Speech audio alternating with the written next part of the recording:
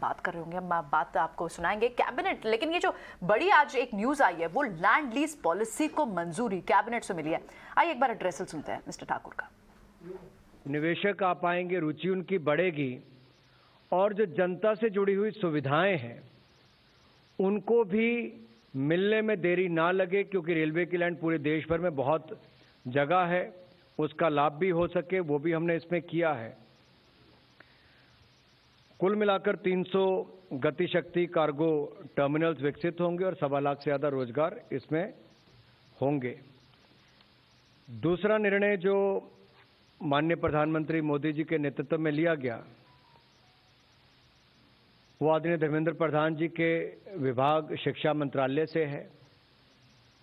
आपको ज्ञात है जैसे कि शिक्षा के ऊपर पहले दिन से ही प्रधानमंत्री मोदी जी का बल रहा है, इनकी सरकार का बल रहा।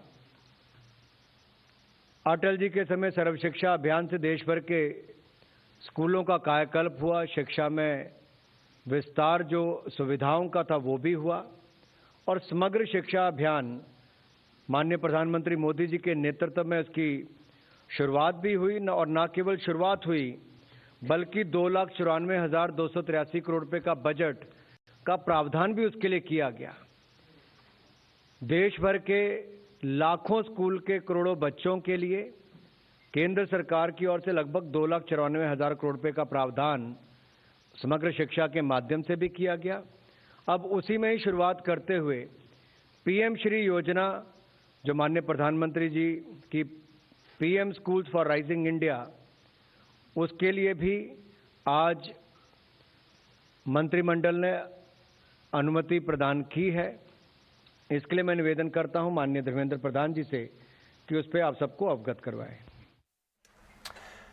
बाजार के हिसाब से कुछ जरूरी और कुछ बाजार के हिसाब से गैर जरूरी लेकिन important overall scheme of things में डिसीजन लेते हुए अनुराग ठाकुर साहब बात कर रहे थे। आगे बढ़ते हैं।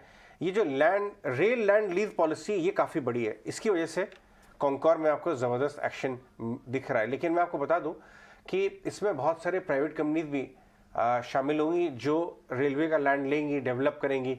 आपने देखा होगा दिल्ली एयरपोर्ट का जो खाका तैयार हुआ, आपने देखा है वो दिल्ली एयरपोर्ट का पूरा रिवैम्प होने वाला है। दिल्ली एयरपोर्ट के भी आसपास बहुत ज़बरदस्त लैंड है और ये जो हमें सेंस आ रहा है कि बहुत सारे रेलवे स्टेशन दुनिया अपने देश के एक उसको मॉडर्नाइजेशन का प्लान आ रहा है और उसके पहले ये रेलवे लैंड लीज की पॉलिसी क्लियर करना जरूरी था। करेक्ट। तो सुनने में ये आ रहा है जब हम जाते हैं, आप भी जाती हैं विदेश, तो जो आपको रेलवे के वहाँ के उस कंट्री की जो रेलवे एसेट्स है ना वो भी आपको एयरपोर्ट जैसे नजर आ सकते हैं।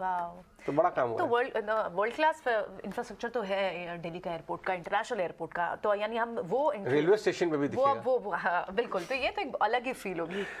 तो ये सब चीजें आगे लाइंड अप है सरकार की तरफ से, लेकिन काफी पॉलिसी चेंजेस बदलाव जरूरी है क्योंकि कॉम्प्लिकेटेड रहता है और स्लो होता है प्रोसेस। तो उसी के लिए रेलवे के लैंड और एसेट्स की लीज की पॉलिसी आज क्लियर हुई है और कॉन्कर इमीडिएट दिख रहा है आपको। पर कॉन्कर में तो ये मूव पिछले 3 महीने से लगभग लगी हुई है। 3 महीने से ऑन एंड ऑफ। आपको अगर 3 मंथ्स का हम यहाँ चार्ट भी देखें तो आप ये देखिए 3 साल में गतिशील टर्मिनल्स लगाएंगे।